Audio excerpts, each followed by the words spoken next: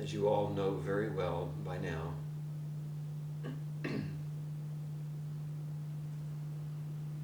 in a traditional Zendo, we would be called to practice with a sound, with no words.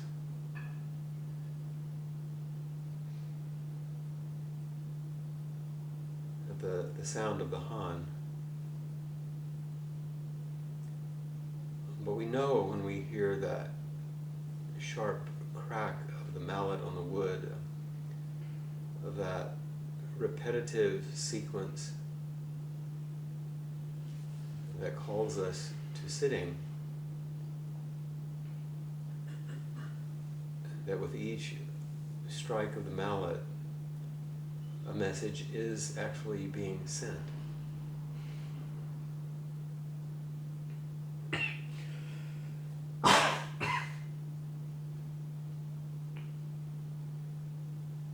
So let's actually use those words, which you're quite familiar with by now as you practice with them, and say the words that we don't often say out loud with a voice, a human voice.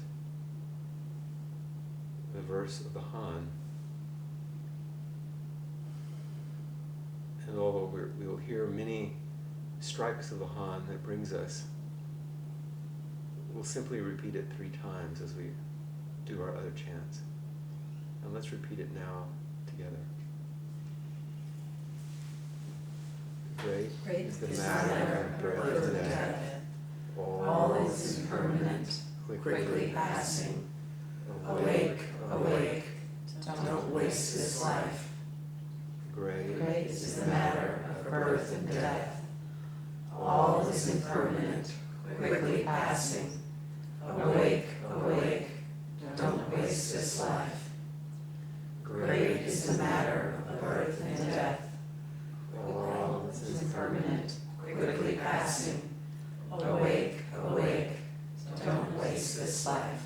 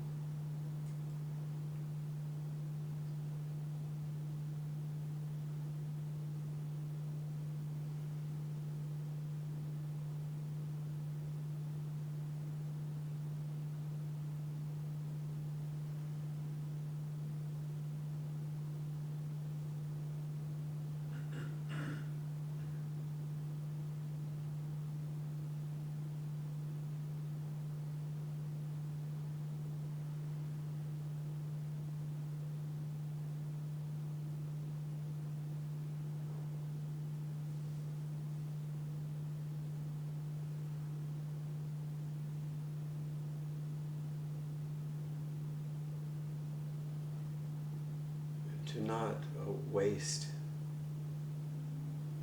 to not squander,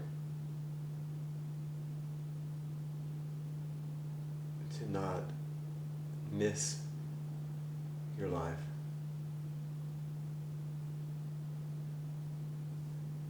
To not miss out on life. It means to turn toward life, awake, awake. All is impermanent, quickly passing. As we become more intimate with the great matter. That intimacy comes in an ordinary, everyday, embodied intimacy with what it means to be human. To not waste this body, this mind, this heart.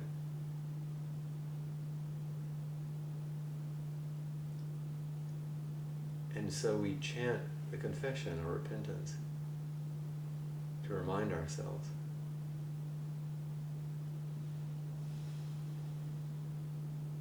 Let's use our voices now in that chant.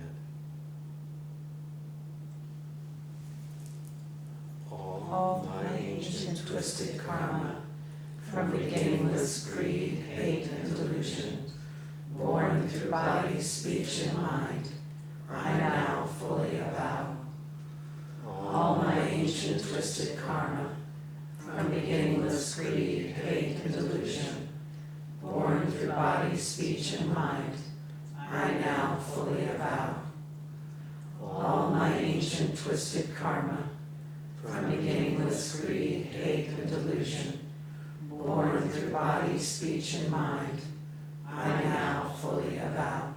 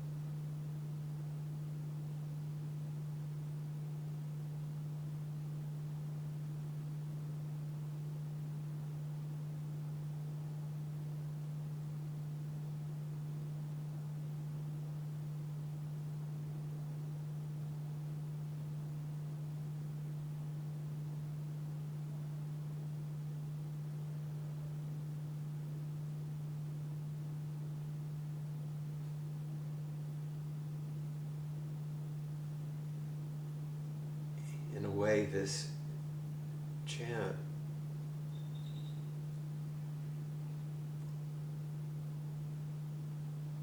is an invitation to humility.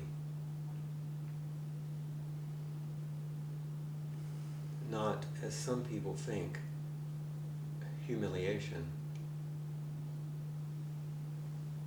but the simple act of being humble in the face of life.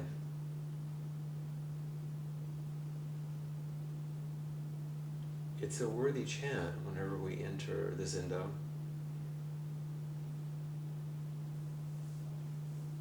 To avow, to admit ourselves, which is to profoundly accept ourselves.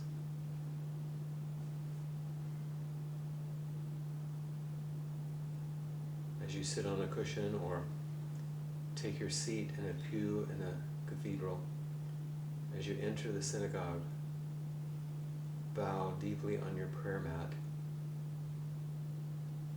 walk in a forest, attend the birth of a child, sit with a loved one as they die. Whatever sacred space you enter regularly as a practice requires humility. Knowing that you're entering something much larger than yourself.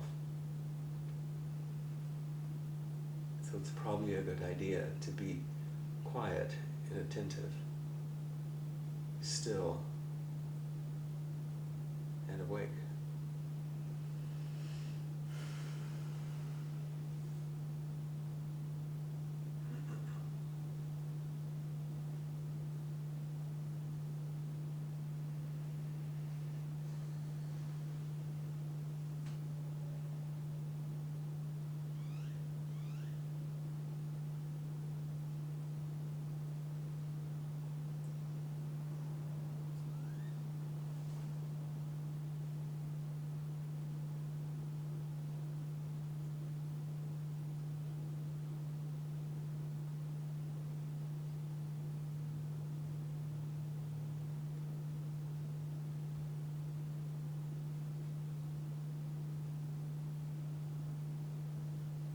Suppose we have responded to the call to practice.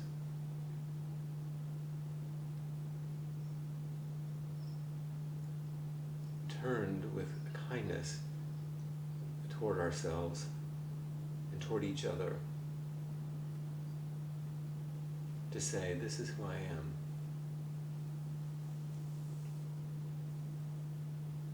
And in that intimate turn, the question arises, and so how am am I to orient myself? Where am I to place my heart, my faith?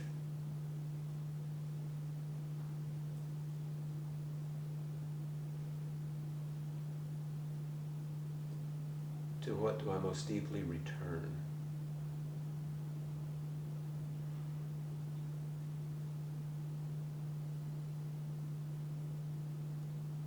And in Buddhist practice, we call that taking refuge.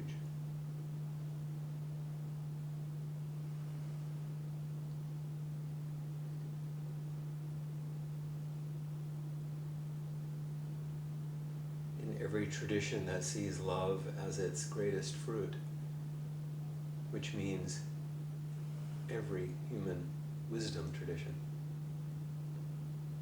because every wisdom tradition created by humans ultimately over the millennia, if they stand the test of time, sees love as its fruit. But we return to our true nature, to our basic goodness,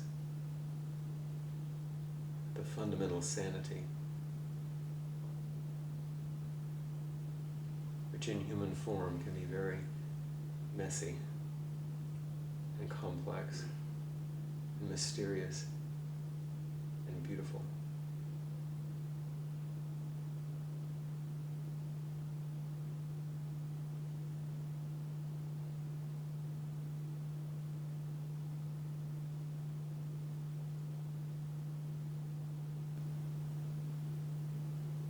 In this practice setting, we chant the refuges like this. I take refuge in Buddha. I take refuge in Dharma. I take refuge in Sangha. I take refuge in Buddha, immersing body and mind deeply in the way, awakening true mind. I take refuge in Dharma, entering deeply in the merciful ocean of Buddha's way. I take refuge in Sangha, bringing harmony to everyone, free from hindrance. Now I have completely taken refuge in Buddha. Now I have completely taken refuge in Dharma. Now I have completely taken refuge in Sangha.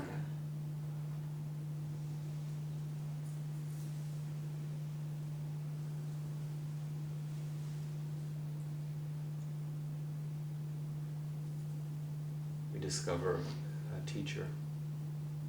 We discover teachings. We discover our spiritual friends. We remember and return to our true nature, our own Buddha nature, that deep teacher. We return to the way things actually work, the reality, the wisdom functions in the world, which is the Dharma. And we return over and over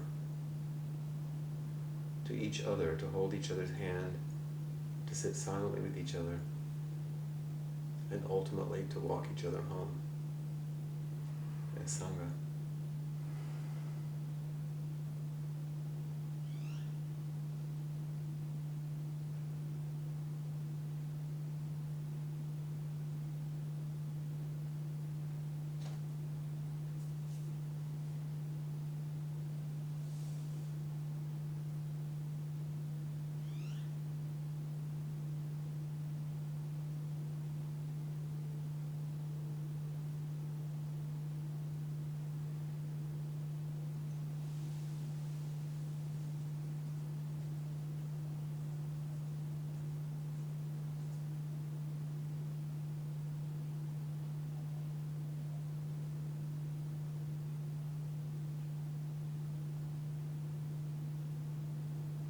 As we return again and again to our meditation cushion, day after day,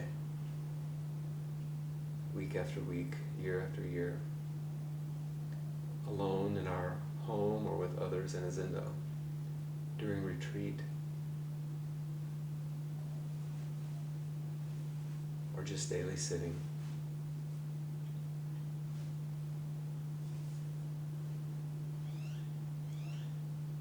What do we discover? How do we meet what arises?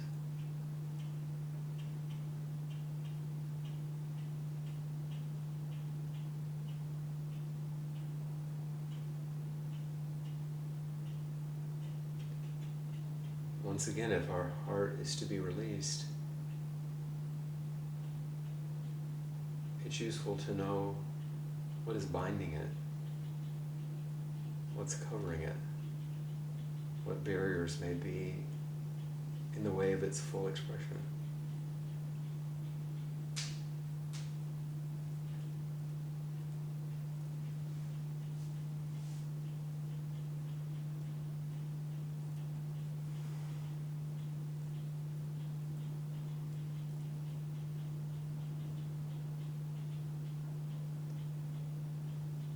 So we have practice principles we can use, we can rely on, a map that guides us in our return, a set of instructions that helps us with what we avow,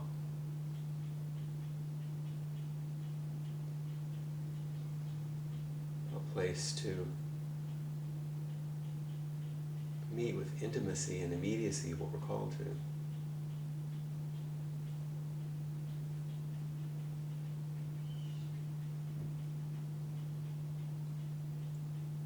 And those 4 practice principles are chanted thusly. Caught in the self-centered dream, only suffering, holding to self-centered thoughts, exactly the dream. Each moment, life as it is, the only teacher, being just this moment, compassion's way. Caught in the self-centered dream, only suffering, holding to self-centered thoughts, exactly the dream. Each moment, life as it is, the only teacher, being just this moment, compassion's way. Caught in the self-centered dream, only suffering, holding to self-centered thoughts, exactly the dream. Each moment, life as it is, the only teacher, being just this moment, compassion's way.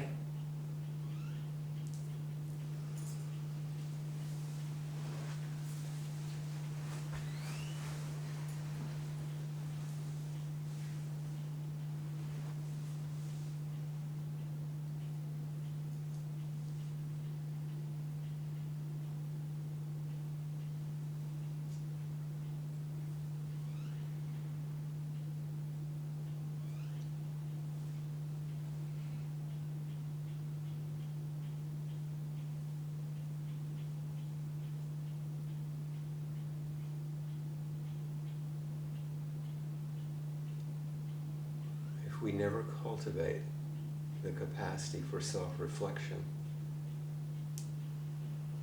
We remain in the dark.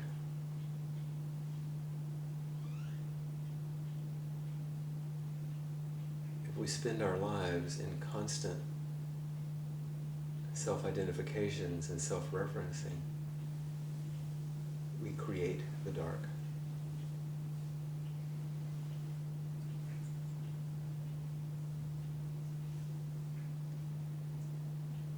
How do we both study the self and forget the self?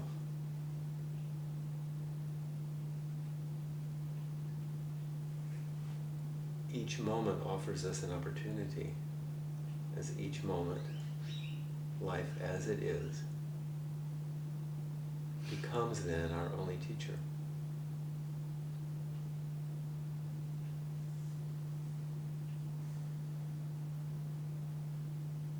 We discover that all we could ask for or want is here, as Mark Nepo says, in flawed abundance.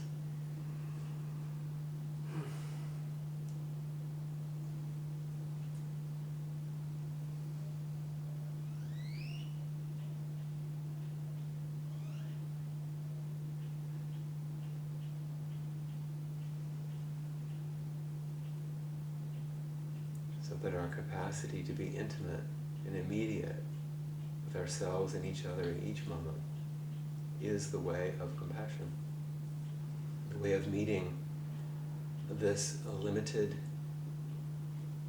and unsatisfactory life with a full and resounding yes, rather than maybe later when it's better,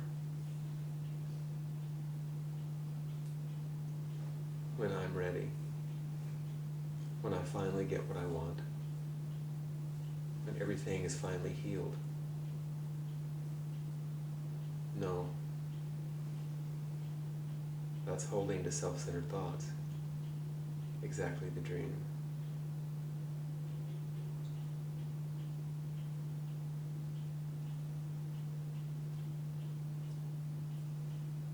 Each moment, life as it is, the only teacher.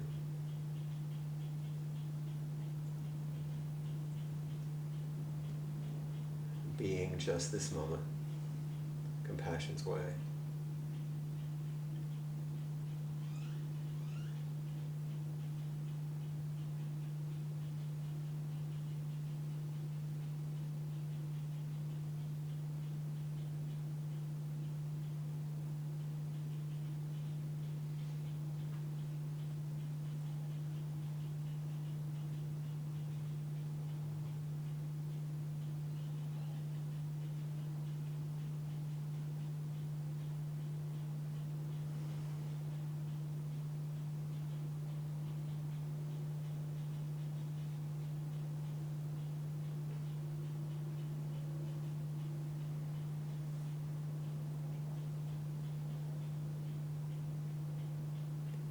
Even now, as we sit, you are no doubt aware of your body. Maybe you're a bit tired from the day, or sitting on your cushion or even on the chair, you feel some pain or tension in your back or neck, a pain in your knee, a hip that you can tell is worn, maybe a heaviness or dullness or headache from the allergies, or some lightness or joy, listening to the anxious chattering of the squirrel, the sounds of the birds, the soft humming of the air conditioner that keeps us cool. Sometimes the sound that swells and then fades as a car passes by, coming and going like everything, all through our body.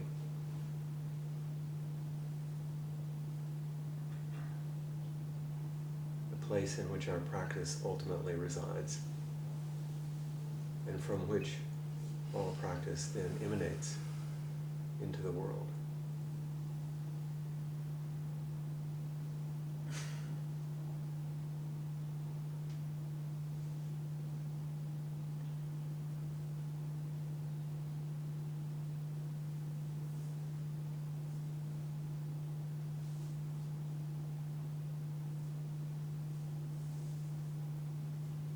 Is it true, as you take refuge, you realize your nature is that of a Buddha? Do you accept, as you take refuge, that the Dharma is manifesting as your body and as your life? Do you see these truths manifest in the bodies of those around you, that both support you in your sitting and that you encourage by your own sitting?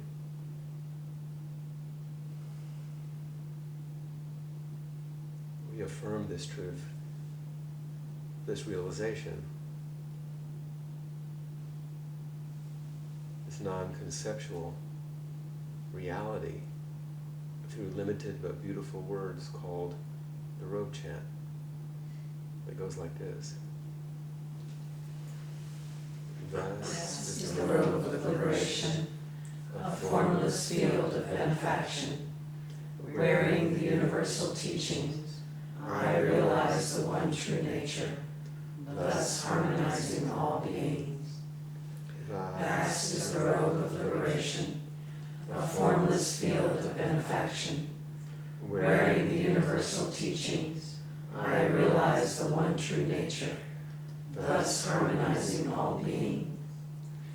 Vast is the robe of liberation, a formless field of benefaction. Wearing the universal teaching, I realize the one true nature, thus harmonizing all beings.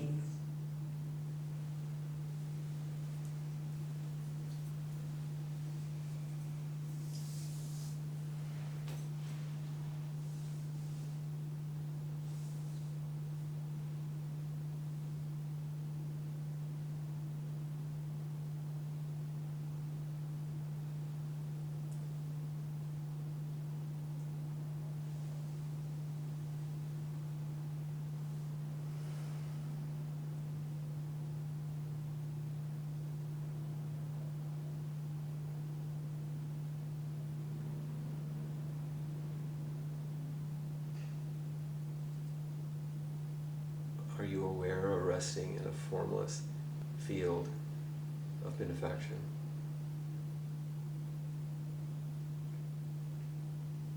Clothed in the robe of liberation.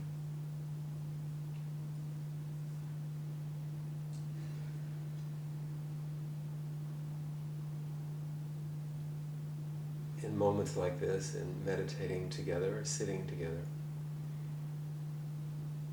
we're wearing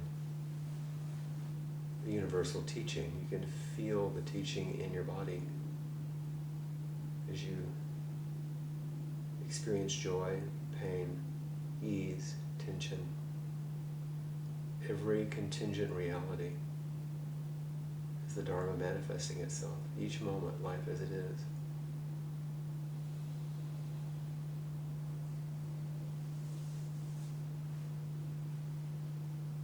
And you begin to realize it's the same for everyone. The person sitting right next to you. The one true nature. And that realization harmonizes all being. That harmony wants to express itself.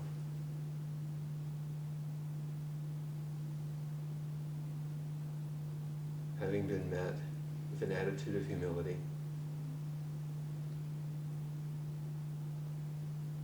softening the self-centered dream,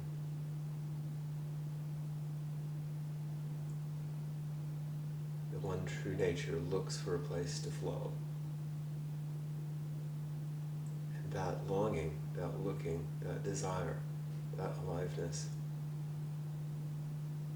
is the Bodhisattva's way.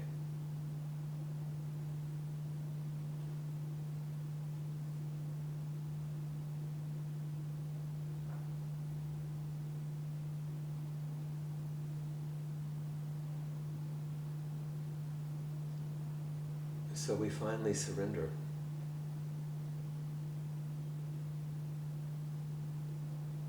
And do something completely crazy,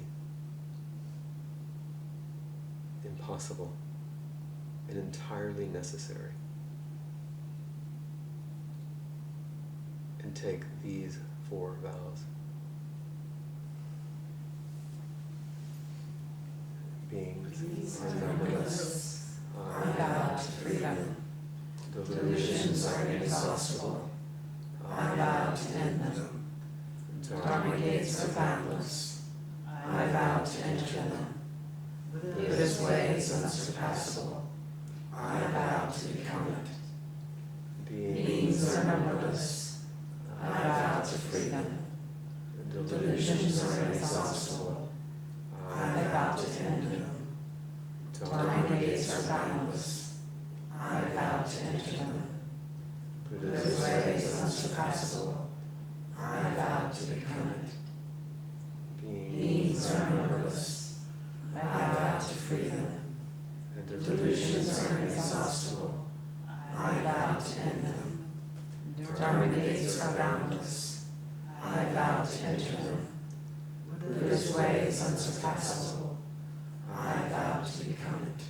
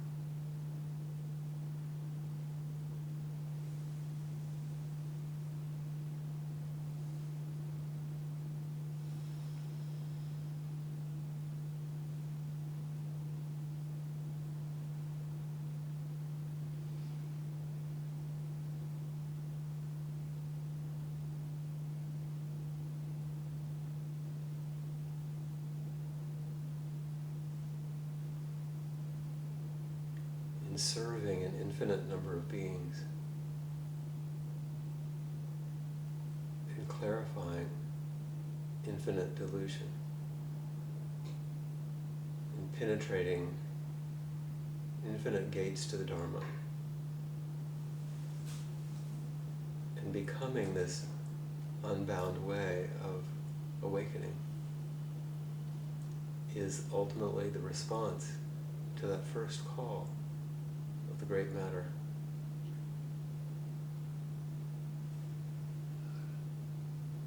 This is how to live a life.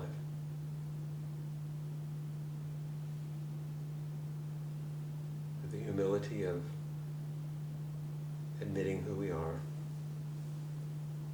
then discovering that who and what we are is not what we thought. That we need each other profoundly to maintain and keep open that realization.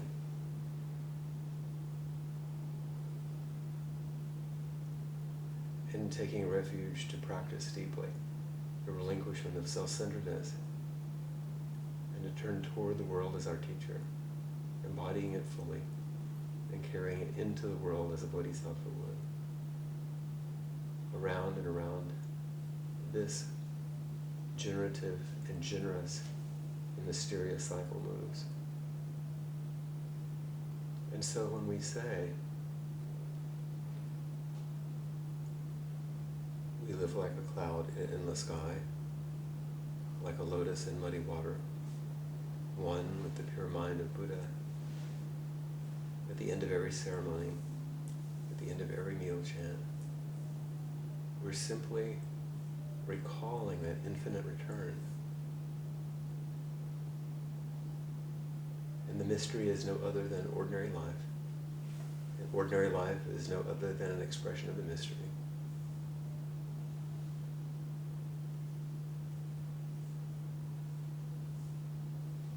This is our practice. This is our work.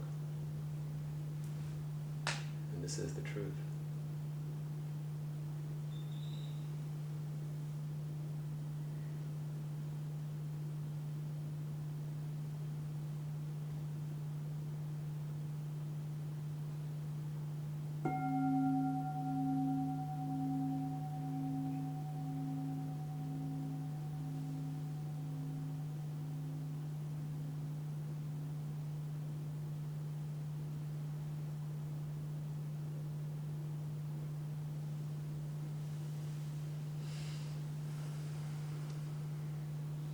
Suggest that maybe you just gently move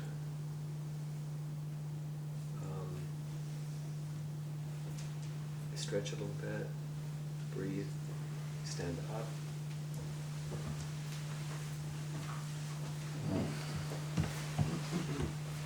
It's a long time to sit still.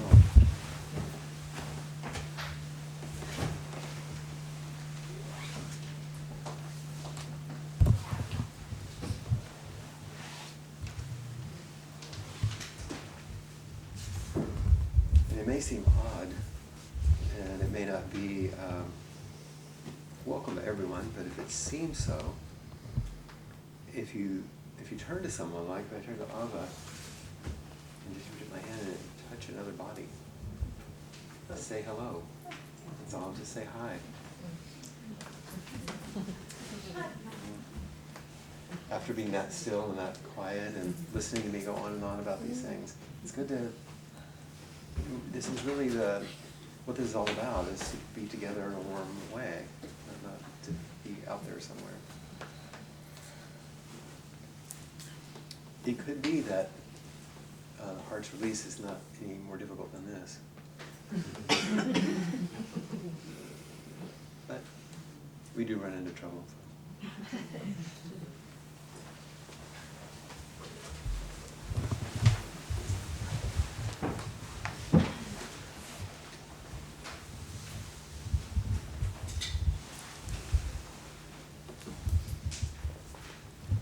I'm really interested to hear from you. You've listened to me for a long time.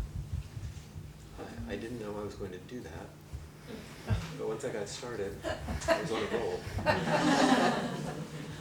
So there's your 45-minute review of the entire class to this point. Plus you got more chances to chant with each other. And even if you don't know them, it's lovely to hear them, isn't it? And most of us know them. And this is the path, this is the practice, to keep going back and keep letting these things move through us.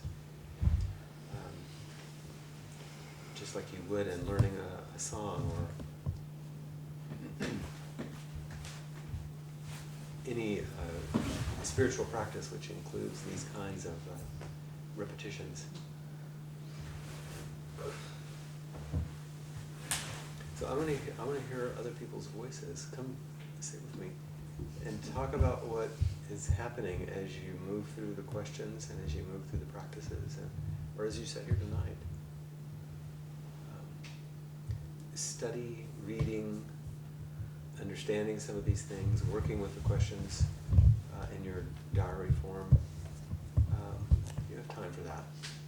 What's precious now is being together. I know it's kind of an open question in a way, but I want to hear from you. What's happening in all of this?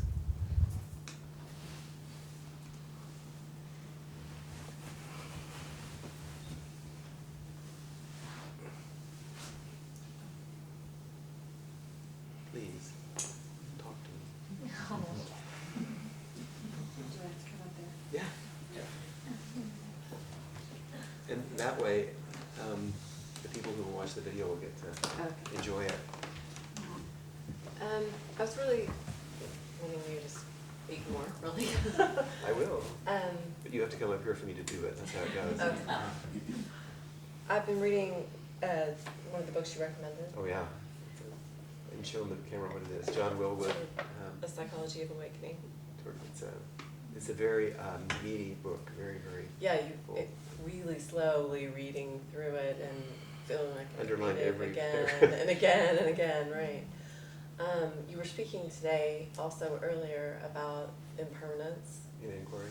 Yeah, and I found myself really, like there's a chapter in here that's called about spiritual bypass. Yeah.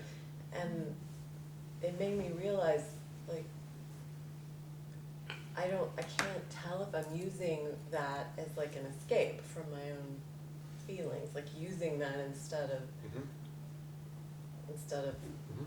well, I mean, it feels helpful, it feels very relieving in that moment to sort of settle back into that. It sort of just like feels like this falling back. Mm-hmm.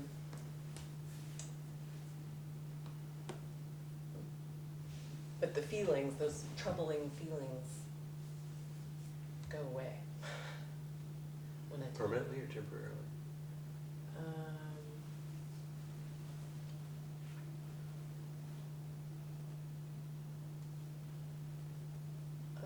of both. Like sometimes things melt away. permanently, yeah. But then things return. You know, people who are caught in cycles of spiritual bypassing don't ask these questions. Oh. Because this is self-reflective and saying, I wonder if I'm really, you know, people bypass, it's like, oh good, I got over, you know, they don't want to act, oh, look. That you ask that question and keep that question close is a version of the confession. What's actually moving? What's actually moving? What's actually moving? Staying awake. Because there's an aspiration in it. Yes, I want to relieve my unnecessary suffering. And no, I don't want to turn away from this moment if there's something to learn. Each moment of life as it is, the only teacher. And so you pay attention. And you keep paying attention. Knowing that, yes, there's relief. The problem is that people get suspicious about suppression or denial or whatever you call it. But actually, a lot of people are suspicious about feeling good.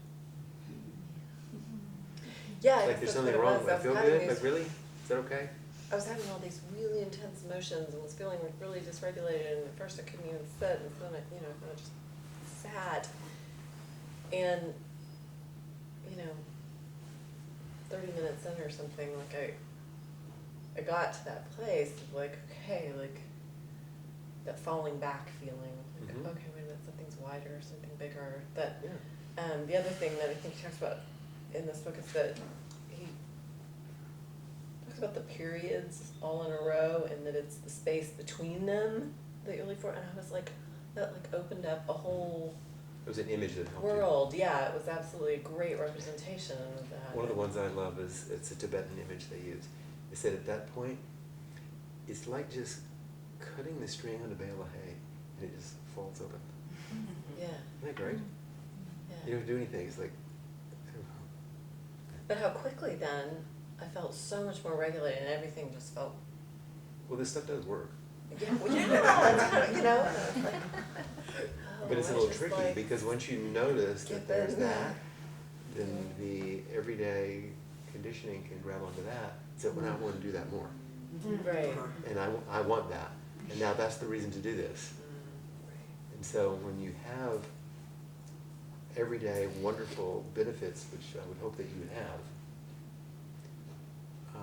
whether they get conscripted by, but traditionally it's called ego, I don't like to say it that way, but, or not.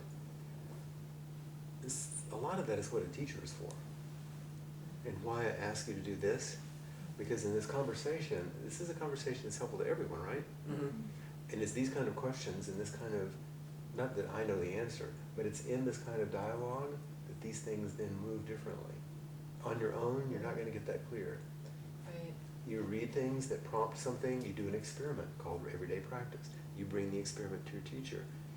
The teacher helps you with that. And the teacher is helped by that, Yeah. as you know, Yeah. in your own work. So this is why we do this. Yeah, that's helpful. Thank you. Great, thank you. Thank you. See, it's not so bad, it's really useful. We should maybe that so. Jesus, One of the short persons. Grateful, I take it. Thank you. Over the past month, I've been really stuck on the, what am I caught in? What's my caught in the self-centered dream, only suffering in? It's like layers and layers and layers of a huge web is what I had in mind, and just being caught in this web. And your question about, well, why are you holding on? Netted out for me the discovery of yet another part of myself that I had not been aware of, and that's a part of myself that needs to read a situation in a way that is negative for me. I don't know if I'm saying that correctly. In which you end up having a negativity cast on you. Yes, yes. any kind, I've come to now over the past weeks, it's like, oh, okay, this is what's going to happen. I know that this is going to be popping up first. And that is that in a normal situation, I have this story that comes up, it's very, very set, and that is that I somehow am not enough. You're lacking somehow. Yep. And that's why this happened, because I didn't do that job very well, and they know it. They're not saying anything, of course, but I had not been aware of that piece as a necessary part of that web. And I'm holding on to that piece. Mm-hmm. And that's the mystery part to me, is that is kind of unraveling a little bit, and it's like, okay, turn inside and shine the light in there and find out, why is she hanging on for dear life to this very unpleasant and, more than anything, separating approach or analysis or read? And she told you? She's afraid Oh, of not being perfect. And if not perfect, then she already knows she's not. That's her. that's the problem, of course. And That's not the deepest fear. the deepest fear is that somehow she will be not loved or abandoned. Right. And so this kind of extra heavy-duty self-criticism that is, Just make sure it happens. yes. And Rather than someone else doing it. right, and the alacrity, the quickness, how fast that story is there, She's really good. coloring every situation, was a real surprise to me. Yeah. And then the upwelling of sadness that comes with course. recognition. Oh, I have spent so much time and effort and netted only distance. Which is pretty close to the definition of suffering. Yeah. Separation. And I felt the binding that behavior piece. You feel the embodied nature of it. Yes. Absolutely. Yep. What's happening now? It's wonderful to say it out loud. Is there any loosening a tiny bit? Yes. Or is it more constricting? Well, I can't really tell. I can't feel a loosening yet. But in saying this, it feels like a confession of sorts. So I have another question. Mm-hmm. You may not be able to answer it now, but you might. Who does she think she would be if she didn't hold to this? What would happen? What's she concerned about?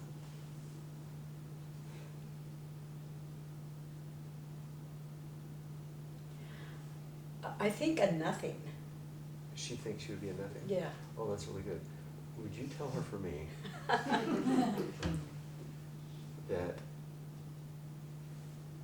she is incredible and doesn't know it because she's holding to a small story? Very small. Very small. Mm-hmm. Would she be interested in knowing another possibility? If she thought it was possible?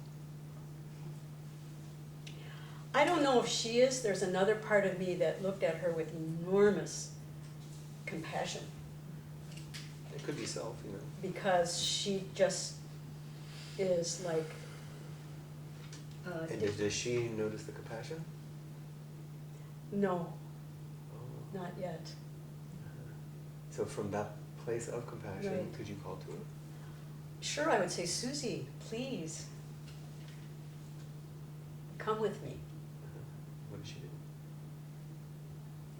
She's just kind of deaf. She doesn't notice or doesn't hear? She doesn't hear. Doesn't hear. Mhm. So what do you do with someone who doesn't hear? To get their attention? Well, you get in front of them and you make some signs.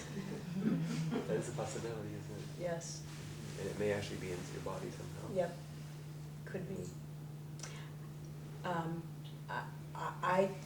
I think I have a great optimism. Yeah, and you keep doing this. There's this Because, sort of opening and some sort of because I flowing. think that it's inevitable now that she will either disappear or that I don't need to do that anymore. I think her burden will disappear. Yeah. And she will then be freed of her extreme role, Yes. and she'll find who she is. She can- See, this is the ultimate of taking refuge. She will come home Home, to know yes. who she is, Yes, which happens through unburdening. yes. And it's a relief to practice. It's interesting to practice and watch the phenomenon happen and to step away from it and say, you don't have to do that. But you've done something even in the middle that's even more important, or I would say not more important, but necessary, which is you've said, watched it happen, Yes, and you said, oh, I see why you've done that. yes, And I can understand why it's important to you. right, And just know that it's not required. Because of this self that is watching and is noticing and is compassionate now, she may not know that. She may not even know that you're a grown-up. that's right. She's really caught in this, That she's it. the middle of that web, and it's kind of, it's like an insect that's gotten wrapped up in there. Mhm. It feels that old and that moldy. Yeah, most of us have. It's old and moldy thing. And so it's been amazing in a way to have this opportunity to bring this to every situation and to say, okay, this is how she's going to react, you know this. And then have a choice to do the opposite. It's been And to ask her rather than just manage her. Right. Say, what do you want? Or, I know how you would normally respond. right. Would you be interested in another opportunity? Okay. See what happens. Okay. With that optimistic, Stick. compassionate Yeah. place that you're talking Yep. about. Yep. Mhm. Yeah, I will. Great. Okay. Well, let us know how it goes. Okay. Mhm. Charlotte's Web.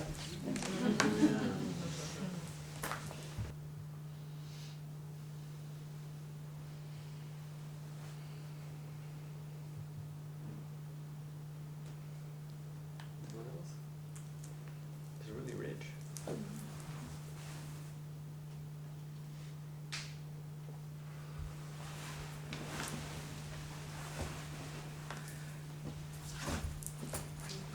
Don't touch the camera. No. We have the camera woman coming down.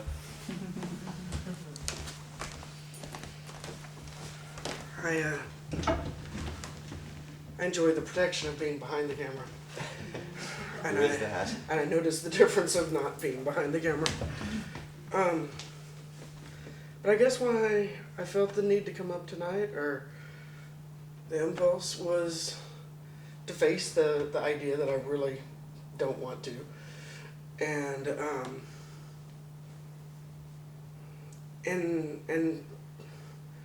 to look at this idea of my aloneness. My schedule has made it that I haven't been able to be here at Inquiry for a little while, and I really notice not being here. And it's not that my heart or mind leave when I can't make it. When you get your body here. Yeah. And the other thing is this idea of my aloneness. You know, I was an only child. I spent a lot of my childhood in a room alone. I chose a profession that I could work alone in a room, in a dark room, most literally. And as I was reading the notes at dinner tonight, it was really clear to me that all the places that I feel suffering and sadness around is the idea that I'm alone in it. And so I guess I was willing to face being seen in order to not inhabit that as my only space. Yeah, just step out of the habit pattern for a moment. Yeah. And where's the shakiness that comes in your voice there? What is that? Signaling. But there's a different one. There's the. I know you know all my faces. A tenderness. I mean, I forgot the first question. Shakiness. Because you're speaking about aloneness, but then as you were talking to people and expressing how much it meant to you. I know the difference between the idea of alone and immediately. And the immediacy of reality. And the immediacy of reality. Yeah, that's Yes, a great ma'am. way of putting That's that. good. Yeah, the idea. But the idea, Ideas are. yeah. So, and you know, one of the things that I'm sensitive to when people, like I'm there, like, don't scoot your chair out of the photograph. I want so bad to scooch my chair out of the photograph. What would that mean for you? Well, it would continue the idea of aloneness. Yeah, if you're committed to that, I would make sure you get to stay there. Right, and It's so. a little bit like this commitment that she was talking about. You know? Yeah, and I don't want to be committed to that. I feel the difference, and struggle with the commitment to. Let's put them together for a second. Okay, you want to try a little experiment? Yeah, hold it. Always say no. Anytime he says you want to try a little experiment, always say no. Okay, hold it really good now. You put your other hand over here. Okay. And now say out loud, I so want to be alone. Oh, I don't. What is it like to put them together? Just try it, just for me. Okay, I really want to be alone. I so want to be alone. As soon as I leave here, I'm gonna be alone. Oh, see, there's where you go. I'm holding on to you, get me out of here. Yeah, I'm holding on to you. Get me out of here. Do you want to hold on to me? Oh yes. Why do you want to get out of here?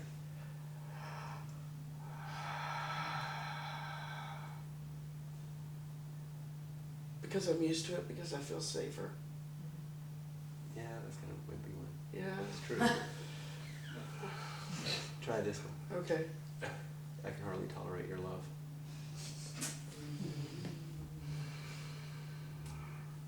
I can hardly tolerate your love. And it's what I want the most. And that's what I want the most. Yeah, me too. Thanks. Learn to tolerate it. Do what's hard. Okay. It is hard. It is. Do it anyway. Okay. That's the Zen Master whack. Yeah. I know. It's really important. We're Yeah. not messing around. This is the great matter. Yeah, I know. We're not messing around. No. Yeah. So now, take me with you. You already said you do it. You said, even when I'm not here. Yeah. What did she say? Yeah. Yeah. And so you know how to do it. And that's one of the antidotes to, and later I'll be alone. You will in your body, that's true. Some of us will. That's the nature of it. But you can come back and you can remember, and there are resources. And what, Ann? I'm with ya. I could just see it. So she's like on the edge of her seat with it. Yeah. Thanks. So come up here and stand with her then. Here. I don't You want want to to give her those, she'll throw them at you. Okay. So literally come stand behind her a little bit. That way you can get into the shot just a little bit. Okay. You put your hands on her. Here you go. Now does it feel what it's like for this woman to stand behind you? And you feel like what it's like to stand behind this woman. I'm not letting you go. No, yeah, I'm not letting you go, clearly. And I want to meet that as an adult, not as a child. Okay. Well, okay. All of us in our adult bodies, in our adult hearts, have what we call child feelings, if you want to call it that. That doesn't mean we're not an adult. Okay. A lot of us think if we're an adult, we don't have the feelings. No, the adult contains and holds the feelings fully. They just don't let the feelings lead and run the show. They're a resource and a beautiful expression of adulthood. What's happening in your body, man? It's warm, it's good to be close to Cassie, Mm. but it's totally out of my head. It's not. Thank goodness. Yeah. I mean, it's totally different. Yeah, and you, what's happening is you're hearing her and feeling her. I feel the warmth. I feel the pressure, which is nice pressure, Good pressure. good pressure. And she said your name. Yeah, and that made its way in. That felt tender. That felt seen. I could see that. Yeah. So thanks.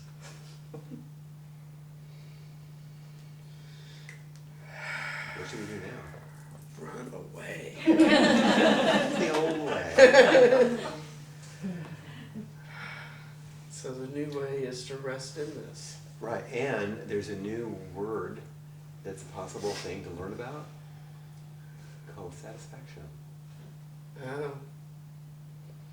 It isn't endless, empty. yeah. You're kind of like, oh, I took that in and that feels satisfying. Well, I need it again, sure. I mean, you gotta eat again. You have to get satisfied. But to learn about satisfaction, that's a big thing for most of us. We don't know very much about learning about satisfaction. Yeah. Like, oh, that felt really good. Mm-hmm. And was it temporary? Yeah, like everything. Totally. There isn't a permanent one. That's the longing for merger. That's a different thing. You merge back with. Yet we have this problem. We have this thing. Uh-huh. Once upon a time, Right?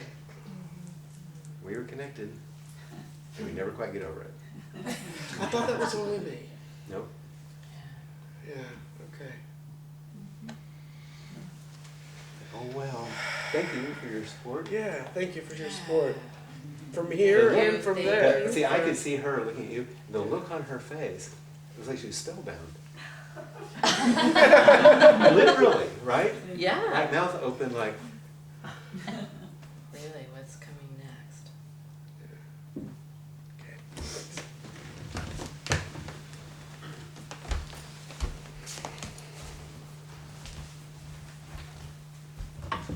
One of the really beautiful things about people who are deeply practiced, like the two of you and many of you in the room, but you are the ones up here, deeply practiced, deeply committed to practice, is, well, I'll lead the witness here for a little bit. Did anyone experience that as fairly powerful? Deep, meaningful, profound? It was 10 minutes. So how long does it take to do? Like, if you think of it simply therapeutically, you think, really? It doesn't. But if you're deeply practiced and very committed, it's like, just go straight to what's required. If your heart's ready. Yeah. It doesn't take a long time. What takes the time is the not getting it. That's what takes the time. Playing out habit. That takes a long time. And then change is immediate. You either do or you don't.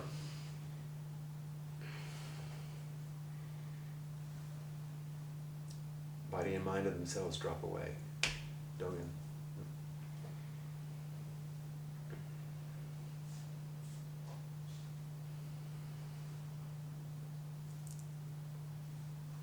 Anything else?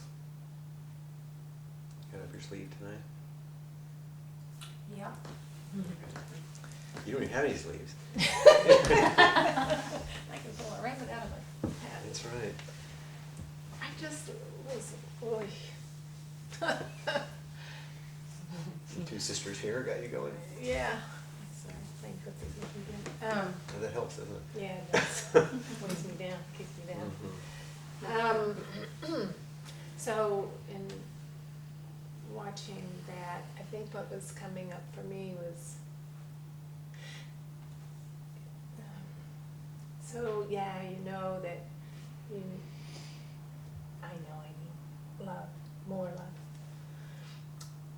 But I think what holds me back is not only the possibility, but the reality of loss. And That's the price we pay. I know.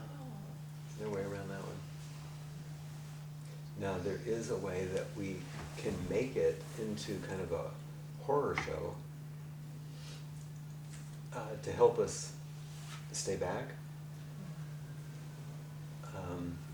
If we're caught in the self-centered dream, it shouldn't be this way. I'm always left. What's wrong with me? I mean, infinite numbers of these stories, right?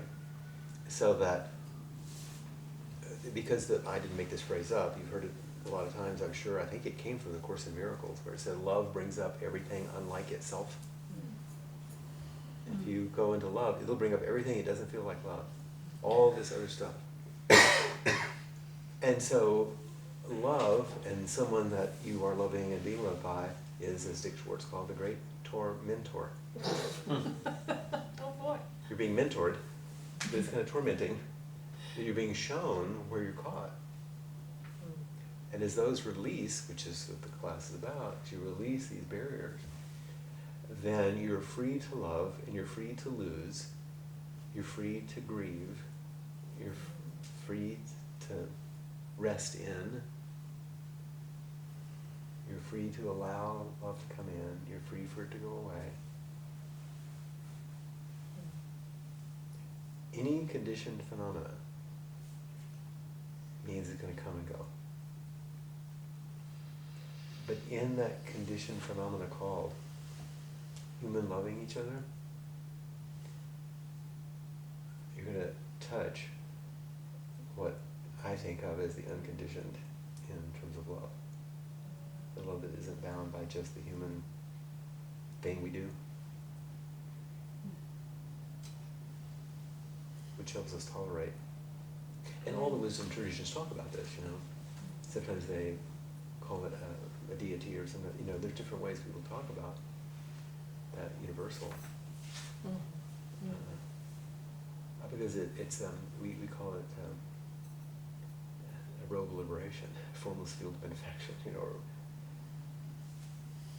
the one true nature and all these things.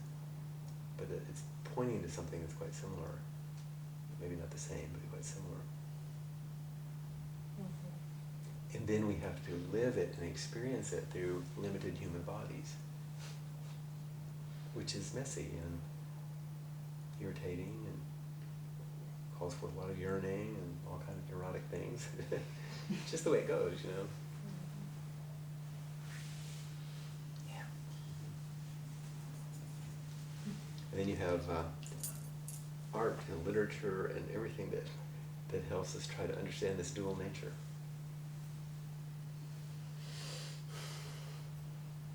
It's a great entry part to Kazustaki's The Last Temptation of Christ. It talks about that.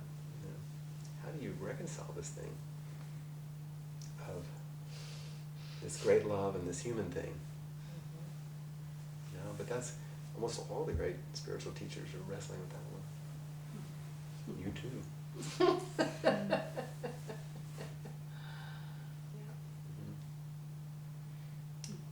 It's what we got, you know.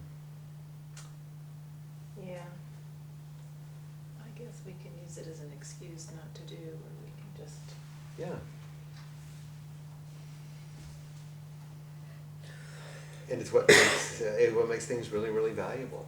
You know, the silly example I've used a million times is that the silk orchids you can get that look just like this, you gotta like touch them.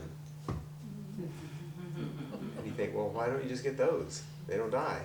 They're wonderful. They're beautiful. You have to buy them again. Why do we like these? Because they're impermanent. Because they're just now. And same with us. Because there's something in us that knows this. We see it as this beautiful evanescence of just now. And then we have that sort of, I don't know about a lot of you, but that sort of grieving thing that goes with, why is my skin crepey? Why are the brown spots coming? You know? Why is it harder to stand up? We see this, like I said, inquiry today, the way aging, we're kind of ruined over time. You know? And how we like reach out for each other. Oh, don't go yet. You know? But I will. And so will you. Like, who knows who will go first, but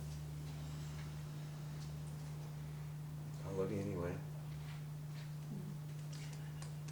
And like we were saying earlier, you know, it's too late anyway. That's right. You know, we already care for each other. It's like, oh, okay. You still want to admit it, but why not? Like all in. You know? Otherwise, you waste your life.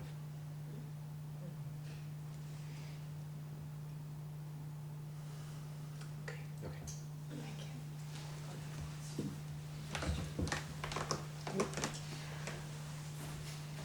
So, you know, the Bodhisattva vow, which is the focus this time in that final little poetic verse.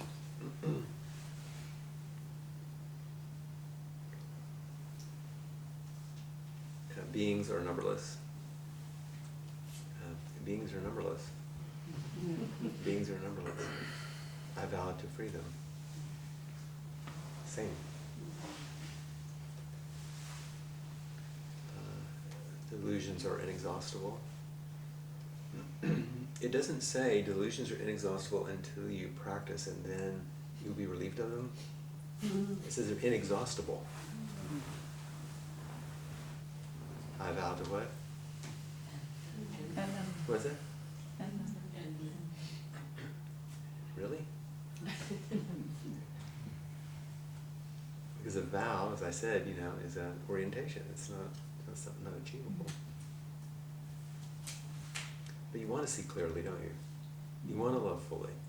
You want to be of help. So, okay, I'll line myself up at the end of delusion. Besides, without delusion, you're not going to wake up. Because enlightenment is the negotiation of delusion. So you got to have it. Dharma gates are boundless. A little poetic phrase there. You know, opportunities, they're boundless. The gate's open, it's not locked. Now, there are ways in which we avow our locking systems. And you were doing this, you know, Susan was doing this earlier. Yes. Oh, here's one where I lock up. Not that it's locked. You lock based on a contraction of fear, protection, all that. Dharma gates are boundless. About to enter every one of them. So every one you get your hands on, you know, or your heart around, might as well see what you learn. And the way of awakening, Buddha's way, not the old guy in India, the way of awakening, the way of life as it is, actually according with life as it is unsurpassable. Meeting life as it is unsurpassable. I vow to move along that path with life energy, with what's being offered. Is that what you've seen in the conversations we've had tonight? Have you seen any beings freed? Have you seen delusion seen through? Have you witnessed Dharma gates opening? Have you seen the way of life as it is open, blossom? That's our, yeah. This is the Bodhisattva. It's not some esoteric thing. This is it. Enacted, lived, spoken, related to. That's why it's important to do it this way. So it's not just like from on a page. But what the prompts that I'll send you are just more versions of this. It will be a lot different. But after this, maybe you can share your reflections, because they're amazingly useful and very, very deep and very powerful. And are deepening this conversation that I'm having inside myself and that I'm using in my writing. I hope that they're useful to you. It seems like they must be. Is there a way to access them again? Like, Yes, I can send them out. okay, Yeah. like the my responses, like. Oh, yes, I can also send you those. Well, why don't we talk afterward? Okay. And then that final little verse, you live like a cloud in an endless sky, like a lotus in muddy water, and one with the pure mind of Buddha. I just love that. It's so, that's a painting. I'm just thinking. if you haven't never seen her paintings, blow your mind. It's all of this. It's all of this. Ava Sharifian. What's the website? AvaSharifian.com. Yeah, you have to look. Really, AvaSharifian. They're beautiful. Thank you. I like her. What was I saying? I got mesmerized. The lotus and Oh yeah, thank you. It's these two sides, our beautiful, free, boundless nature, and our rootedness in our everyday limited bodies, both at the same time. And our practice isn't to go from our boundedness to our universal nature, which a lot of spiritual practices will suggest that's where we're going, you know. We're going to transcend form. You know, we're going to realize form is the expression of the boundless. And the only way boundlessness can express itself is through form. One. With the pure mind of Buddha, with the way things actually are. Because that is the way things are. How could it be some other way than this way? There's not some hidden universe somewhere that we're aspiring to. This is it.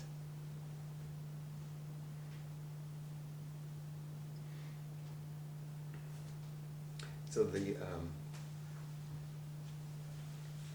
final piece next month, we'll do some more review. Is the last piece is Appamada. You know, the elephant's footprint, that which holds everything, full teaching. We'll have some more things to respond to before then. I'll try to send those out in the next week or so while I'm in England, doing the retreats there. We have just a couple more minutes. Any last minute questions or concerns or complaints? Anything? Happy campers? We might even get home before the hail comes. Well, some sort of storm might be coming. I don't know. They kept saying that. Well, thank you for your very, very intimate and deep participation, each of you, and for listening to my long review. It really helped me. I was feeling very tired and very low energy, and so what I decided, I didn't decide it on consciously, but unconsciously as we began, I decided to literally just sort of let myself tip over into the teachings and see how I rode through them, to be refreshed by them. It made a difference for me. I hope it did for you. So, see you next month.